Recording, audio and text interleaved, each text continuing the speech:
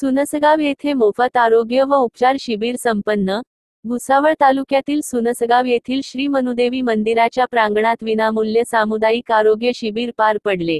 शिबिरात नीलकमल हॉस्पिटल जळगावचे डॉक्टरांनी तपासणी व उपचार केले। यावेळी पॅथॉलॉजी, ईसीजी, किडनीचे आजार अशा अनेक आजारांची माहिती सुद्धा देण्यात आली होती। या शिबिर यशस्वीतेसाठी डॉक्टर वैभव आहिरराव, डॉक्टर अर्चना महाले, परिचारक मयुरी चव्हाण, सागर जावळे, ज्ञानेश्वर चव्हाण, किशोर शिरसाळे तसेच ग्रामपंचायत पदाधिकारी व कर्मचारी आणि उपकेंद्राचे कर्मचारी यांनी परिश्रम घेतले। जितेंद्र काटे, दिव्य महाराष्ट्र न्यूज, सुनसगाव।